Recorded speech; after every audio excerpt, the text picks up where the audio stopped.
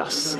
Donc on est obligé de concentrer, on est obligé c'est un art de concision, c'est une narration qui est très concise et j'essaie de dire le maximum de choses dans le minimum de place, tout en quand même me permettant d'aérer le propos avec des images plus grandes qui vont permettre au lecteur de faire des petites pauses, un petit peu comme on aurait une longue chevauchée dans un western.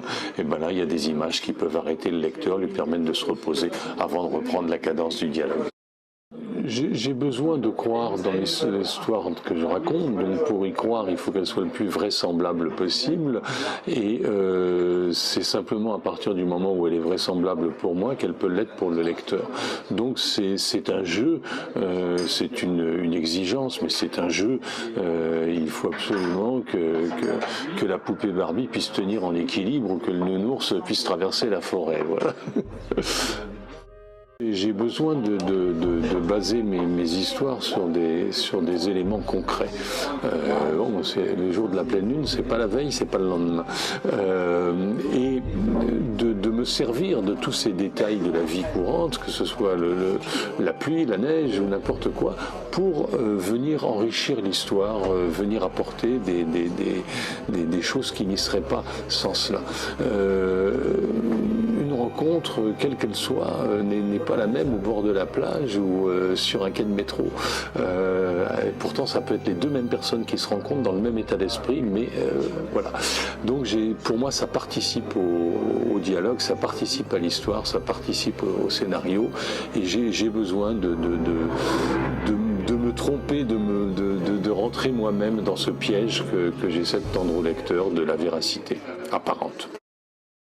C'est toujours amusant de créer des animaux ou des plantes qui n'existent pas. Alors ça, c'est un travail qu'on s'est partagé avec Claude Lacroix, et chacun a inventé ses bestioles et sa végétation. Mais c'est amusant, c'est plus qu'amusant. C'est-à-dire qu'un personnage comme le Wécan, par exemple, on ne sait pas. On n'ose à peine parler d'un animal, parce que c'est un animal qui est capable de calculer à la fraction de seconde près n'importe quel déplacement spatio-temporel, et quand même bien plus intelligent que la totalité des humains réunis. Seulement, voilà, ce personnage, tout le reste du temps, il n'a pas envie de se perdre dans des réflexions qui lui paraissent dérisoires, dépassées, etc. Donc il dit absolument n'importe quoi. Et on s'est beaucoup amusé avec Claude à lui faire dire absolument n'importe quoi, c'est-à-dire lui faire répéter d'une manière à la fois grotesque, à la fois rigolote et parfois un petit peu perfide ce que viennent de dire les gens. Il donne de la légèreté, mais aussi de la profondeur, c'est-à-dire que ce personnage qui paraît très dénué d'affect, enfin en tout cas, bon, on le sent pas, on n'a pas l'impression qu'il est habité par la compassion, finalement est capable lui aussi de faire des choix qui sont des choix qu'on appellerait humains. Et c'est surprenant, mais il amène aussi un petit peu de dérision et dans des situations qui pourraient être plus mélodramatique si on avait voulu les traiter comme ça. C'est écrire le cycle de Sian. Ça a été presque la première idée que j'avais, c'est de prendre un personnage différent de mes personnages précédents. Un personnage évolutif qui partirait d'un degré de grande médiocrité, comme dirait Levé, dans La Clé des confins, et parviendrait à un degré d'humanisme plutôt valorisant. Voilà. C'est vraiment quelque chose de primordial. J'ai été frappé quand on a découvert, par exemple, que les Néandertaliens n'étaient pas ce qu'on pensait un rameau aberrant de l'espèce humaine, mais étaient au contraire des gens qui avaient laissé dans chacun de nous des gènes, donc qui s'étaient mélangés à l'homme de Cro-Magnon, etc. On a expliqué pendant un temps, on est revenu maintenant sur ces explications, que vraisemblablement, en tout cas possiblement, l'espèce de Néandertal avait disparu parce qu'elle était simplement moins prédatrice et plus douce dans ses mœurs que l'homme de Cro-Magnon. On est un peu revenu là-dessus, mais je suis quand même parti un peu de cette idée. J'avais un petit peu envie de la revanche des Néandertaliens, si on peut dire. Voilà.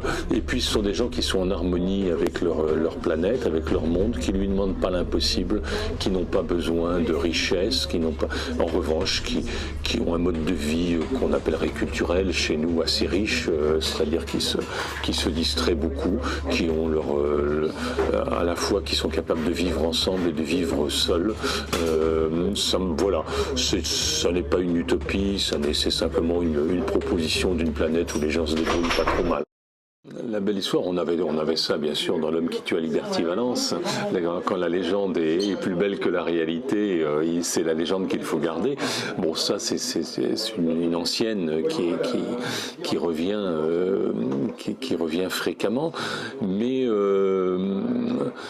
j'ai bien aimé laisser Sian sur sa liberté, sur une autre vie où on ne la suivrait pas comme on peut suivre n'importe qui maintenant avec le téléphone qu'il a dans la poche, le GPS qu'il a dans sa voiture ou la carte de crédit qu'il a ailleurs. Donc j'étais content de la laisser dans une situation plutôt agréable, ayant fait d'ailleurs un choix assez courageux et sur une planète qui semble assez vivable. Être en proie à l'agression des autres ou d'autres, ça va un moment. Je pense que chacun d'entre nous a vécu des périodes plus ou moins difficiles, de conflits, de choses comme ça. Et c'est bien quand on ne vit pas ça toute sa vie. Et si on vit ça toute sa vie, c'est qu'on est fait pour ça. C'est qu'on est un guerrier, un champion, quelqu'un qui a envie de se battre. Mais pour la plupart des gens, quand même, vivre avec un petit peu de repos, c'est pas mal. Il y a aussi chez les Eldar un petit peu ce côté indien, c'est-à-dire bon, on vit avec la nature, on la pille pas trop, on prend juste ce qu'on a besoin. Et puis je me rappelle ce discours du chef Seattle qui concluait en disant que si l'homme blanc continue à tuer toutes les espèces les unes après les autres, eh bien il mourra de grande solitude d'esprit.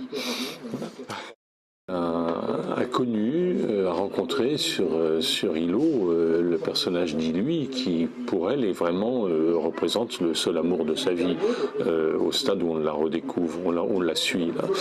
Et elle en garde une blessure physique, elle va boiter toute sa vie, elle en garde une blessure morale, et ça l'a un petit peu calmée, si on peut dire. Elle a moins envie de jouer, de papillonner, etc. Elle a envie d'autre chose. Elle a envie d'autre chose, quelque chose de plus concret. C'est sans doute ce qu'elle va trouver sur cette planète. Je méfie trop de l'auteur. Non, je ne me mettrai pas entre les mains de Bourgeon.